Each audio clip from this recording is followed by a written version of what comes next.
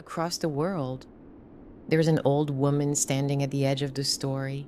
Sometimes she lives in the forest, sometimes in the mountains, sometimes she arrives in winter, watches children, tests strangers, gives gifts, gives warnings, or waits near the place where the safe world ends. In Slavic folklore, one of her most famous names is Baba Yaga, the old woman in the forest. Terrifying, unpredictable, sometimes dangerous, sometimes strangely helpful. But Baba Yaga is not alone. Many cultures imagined a woman like this, old, powerful, feared, and needed. She was not always a villain. Sometimes she was the one who knew the path, the herbs, the rolls, the cure, the curse, the door, and the price. So why did so many stories turn the old woman into a monster? That is where the forest begins. In Slavic stories, Baba Yaga could threaten children, guard secrets, or help the hero who passed her test. In Gaelic tradition, the Cailleach appears as an ancient hag connected with winter, weather, wild land, and the shaping of the world itself. In German-speaking folklore, figures like Frau Holle and Perchta watched over spinning, housework, winter nights, and children, rewarding the careful and punishing the careless. In Japanese folklore, Yamauba, the mountain old woman, could appear as a terrifying being who devoured travelers, but in other stories, she could protect, shelter, or even raise a hero. In Italy, La Befana is a witch-like old woman who comes at night to bring gifts to children, rewarding the good and warning the careless. In Latin American traditions, the curandera or bruja carried another version of this tension. Female knowledge that could heal, protect, bless, frighten, or be misunderstood. Different names, same shadow. The old woman knew too much. The old woman in folklore is frightening because she stands close to the things people cannot fully control. Birth, death, blood, illness, children, food, winter, the forest, the body, the home. She knows which plant heals and which plant poisons.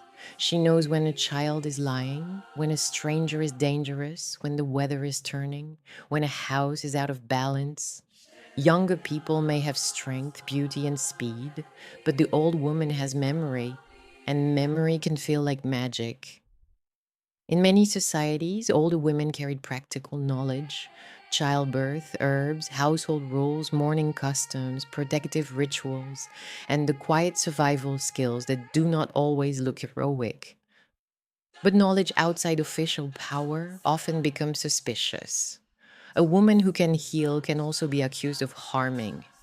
A woman who knows medicine can be called a witch. A woman who lives alone can become a warning.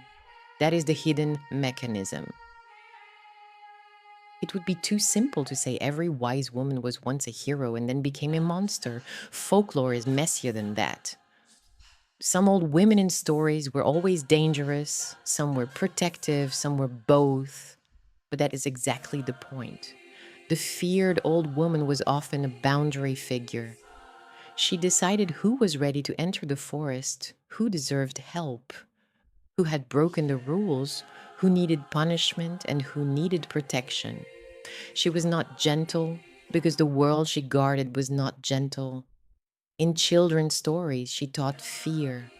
Do not wander too far. Do not enter strange houses. Do not disrespect the old. Do not ignore the woman who knows the rules of survival. Over time, the lesson became sharper. The healer became a witch. The grandmother became a hag. The guardian became a monster. But something older remained underneath. The monster was carrying a rule.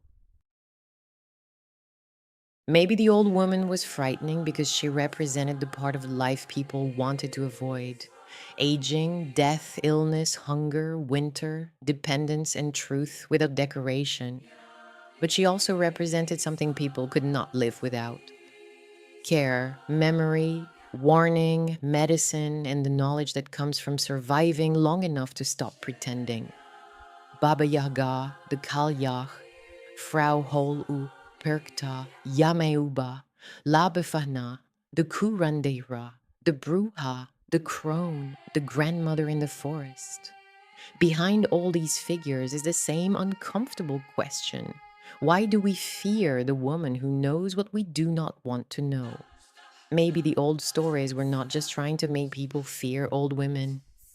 Maybe they were trying to make people respect the kind of knowledge that does not look gentle. That is practical alchemy. Protect your light, stay awake,